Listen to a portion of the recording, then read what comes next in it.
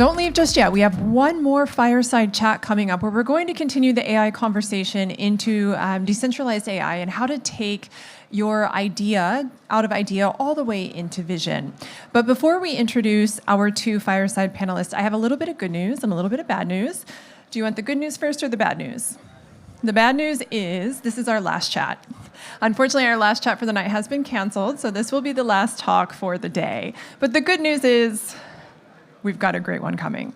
So at this time, I would like to welcome our fireside chat panelists to the stage. We've got Damien Avignon, the investment director at Bpifrance, and Jacob Steeves, the founder of Bittensor.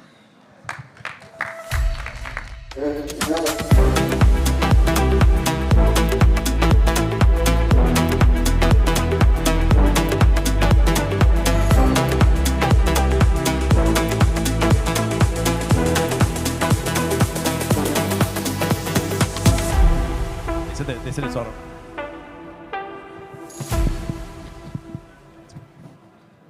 Let's go. Good evening, everyone. I'm Damien. I cover emerging technology at Bpifrance, the French sovereign wealth fund. Tonight, this afternoon, I have the pleasure of hosting Jacob Steeves for a conversation about Bittensor. So, Jacob Steeves is known as Const in the community. He is the co-founder of Bittensor and the original architect of the protocol, valued almost $3 billion today. Jacob, welcome. Thanks for having me. Nice to be here, everyone. Well, Jacob, thanks for being here tonight. There's a lot to cover. The vision, the ecosystem, fast maturation, the recent stress test, the elephant in the room, and where this is all heading. Well, a lot of people hear about Bittensor without really grasping it.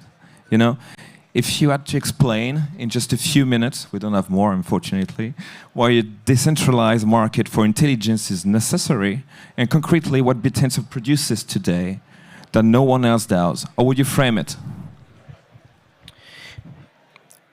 Bittensor is fundamentally a tooling which allows us to organize resources in a more effective way using the tooling of artificial intelligence. Partially, it's a merger of crypto and artificial intelligence. The ideas from artificial intelligence and the tooling of crypto combined to create basically liquid markets that allow us to organize information, organize data, organize machine intelligence, organize individuals, organize capital in completely novel and really hyper-effective, efficient ways. You know, our goal is not necessarily purely one of ethics and philosophy. It's also a technique for solving problems better, for reaching SOTA, for lowering costs, for organizing and creating markets that are more effective and efficient at solving problems. That's really good. So you just told us it optimizes, distributes, compute AI services through subnets. Could you give us, I don't know, like one or two subnets that best illustrate this today? Yeah, so everyone's using agents nowadays, and we're in this hyper stimulated market, subsidized market, where the cost that you're putting on these companies in terms of the inference is actually way more than what you're paying.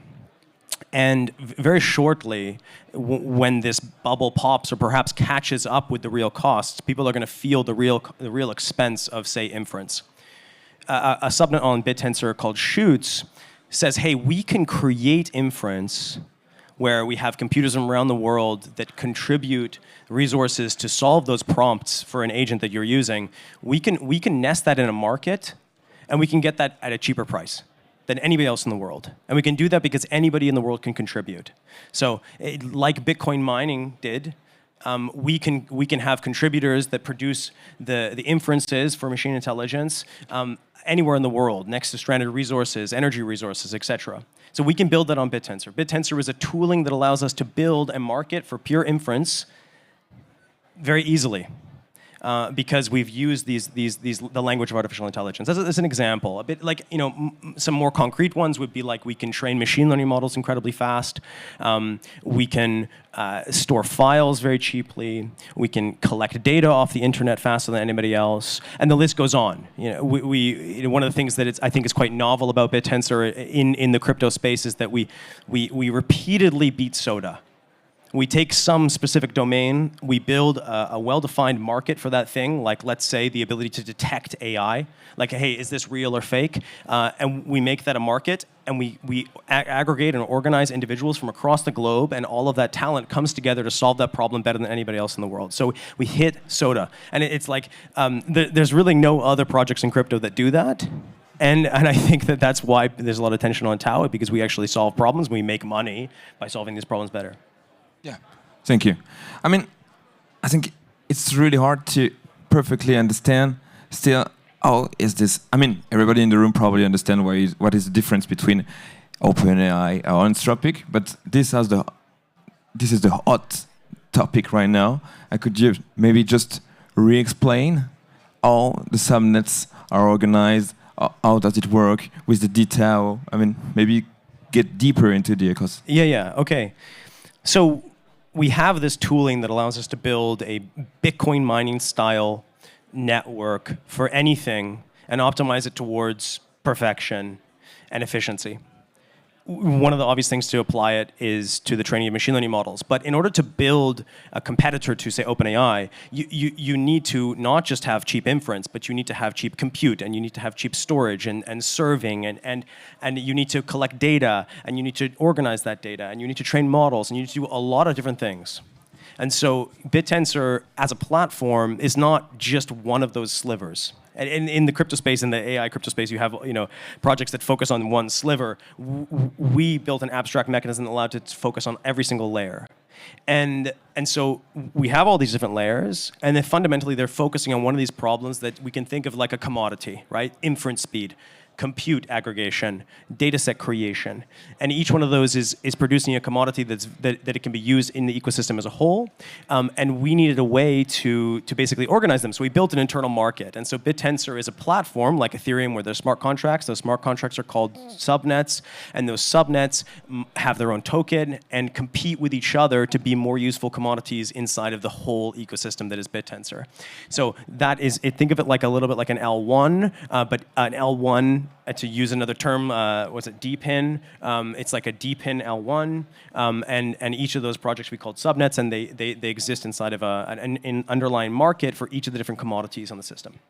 Right, thank you. I mean, that's a helpful foundation.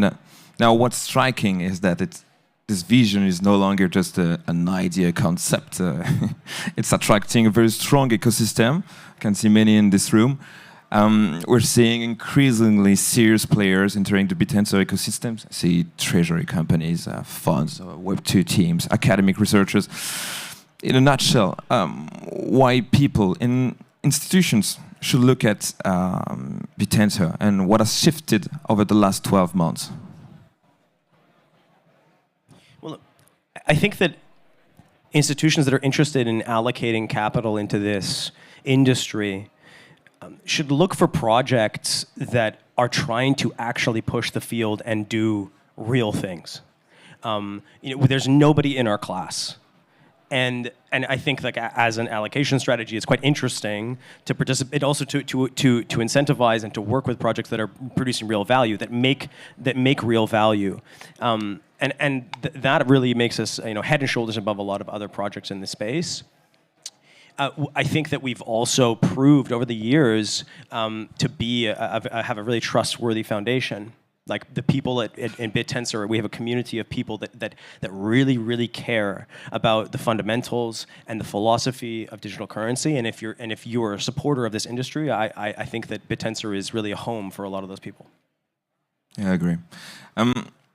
If I can add on this, there's maybe a sovereignty play around Bittensor. We're entering in a very in an historical technological oligopoly in the world where all the cards are distributed between US and China. Obviously, we have good and strong players in France, but I think decentralized networks, especially Bittensor, could help. What do you think about this? Absolutely, and you know, this is a geopolitical game. Artificial intelligence, the fight, the race for it is geopolitical. It's the East versus the West. You know, Europe is playing a small part, not so much, and yet there's a lot of people in Europe that contribute to and work in Bittensor. And because we are truly extra-national, right? We're not tied to one nation state. I think this makes us attractive to a lot of people that are in let's say, industries or ecosystems where there isn't that access. We have that access. So we get a lot of talent from places like France, where people want to live in France. They want to participate in an ecosystem where it's truly thriving, but they don't want to be in San Francisco, right? And so we get this type of talent, right? There's some of them in the room here, some of the highest quality people that are overlooked just by the geography of their situation. And so I think that we have this advantage where these sort of more nation-state aligned projects don't have it. We can soak up all of that excess resource for the same reason. It's all part of the same argument, right? Hey, if we can build permissionless systems, we can get compute from anywhere. If we build permissionless systems, we can also get talent from anywhere. And Bittensor does that best. Thank you. It's really clear. I think many people in the room wanted to talk about something that happened recently. Let's talk about this big elephant in the room. It's called the Covenant incident. I mean, in a nutshell, again, what did Covenant teach you? Yeah, I mean, I think it seems to be a bigger deal to people because they come from the world of a classic company where this would really, really matter probably in Web 2. But we're dealing with open source software, number one, permissionless systems, liquid ownership. And the team is just 18% of a subnet. There's all the investors and there's all of the miners, and all those people are still there. Right? All of those people just filled in the hole immediately. But if you look at it from within the lens of oh my God, an executive of a company left and did this terrible thing, it feels like such a bad idea. But it seems like such a bad event. But ultimately, it's just an opening, right? And so within a day, we had 3 new projects that were doing the same thing but better on Bittensor. And if people think that it's all about them, yeah, okay, great. Go and die on that hill where you think it's about one individual instead of the network, instead of the collective of people that really make these things happen. The ideas they came from Bittensor, that you can't take them away. We force that stuff to be open source, and really, at the end of the day, the real value is the narrative, it's the people, it's the commodities, and it's the miners, which are all in Bittensor. Yeah, you mean the technology used for the Covenant and by Templar is distributed around in all the subnets already. Yeah, it's open sourced. Exactly. You can use it again and build better. With it instantaneously. Okay. Do you wish to do some things with the deprecated subnets? There's already a compute subnet being built on 39. There's already we're already training a 1 billion prior model on 3 and 81, which never started in the first place. There's not much to do. Okay, it's really clear. But I mean, could you explain a little bit more what you just recently explained about conviction? The new governance change, and what it changes for subnet owners, and how can the balance between liquidity and conviction? Right.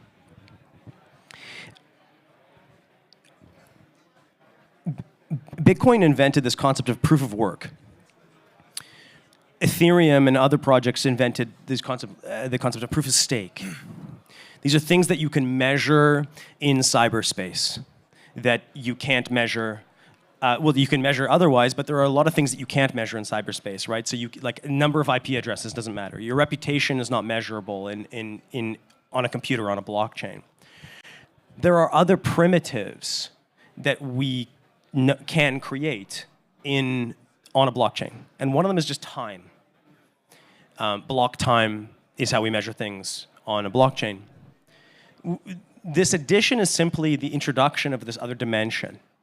So we have the concept of proof of work, we have the concept of proof of stake, we're introducing another dimension, which is just time.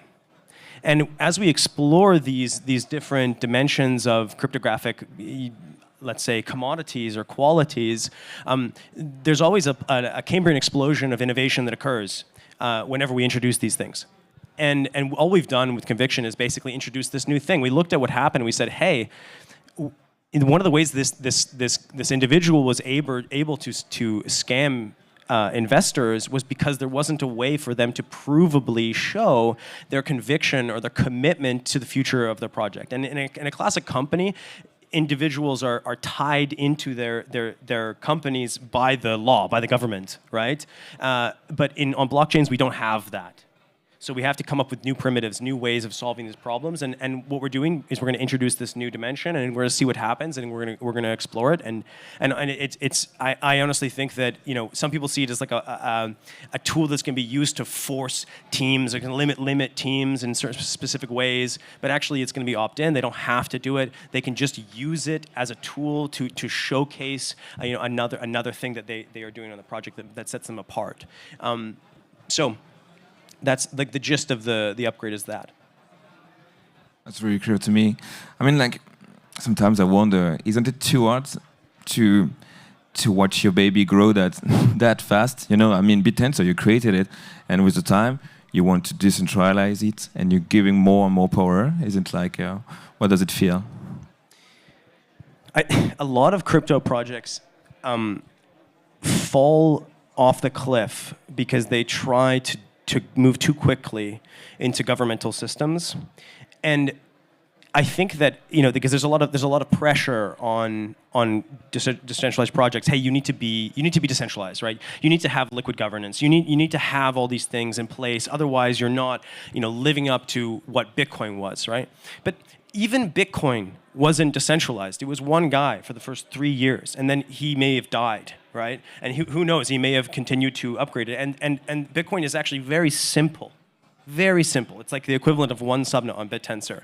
And so, the decentralizing that, which its main feature is decentralization, needed to happen in that 3 years, right? We're at 5. Are we fully decentralized? No, it's going to take some time. And why is it going to take some time? Because we're a much more complex system. We're a much more complex ecology. And Rome is not built in a day.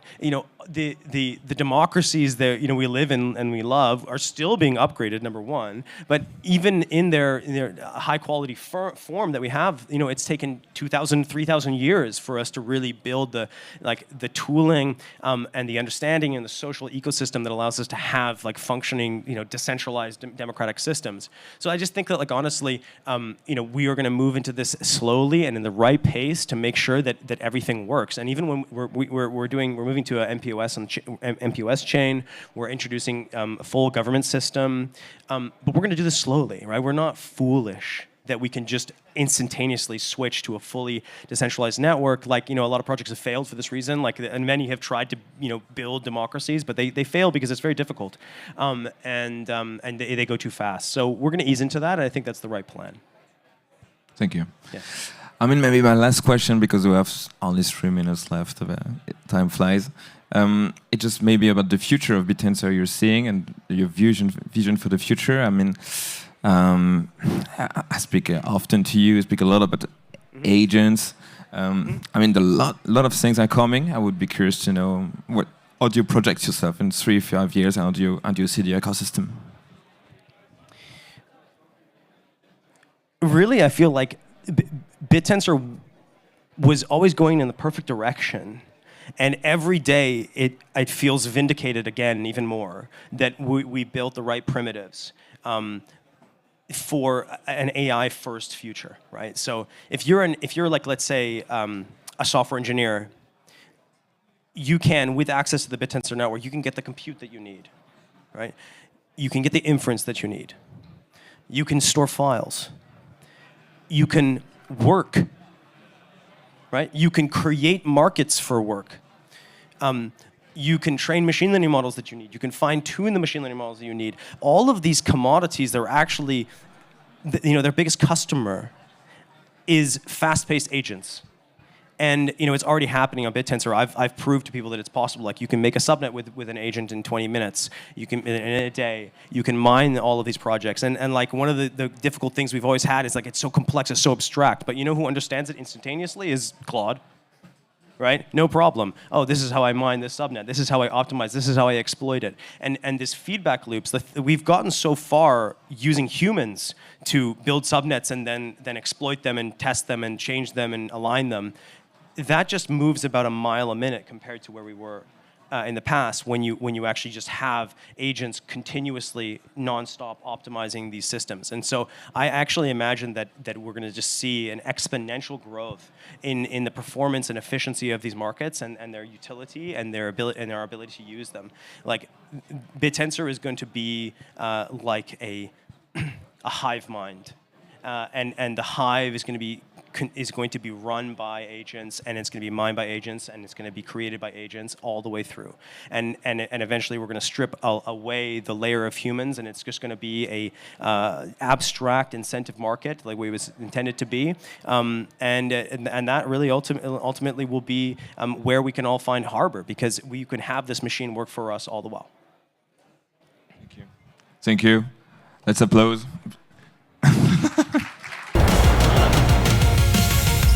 Welcome to Signal Week.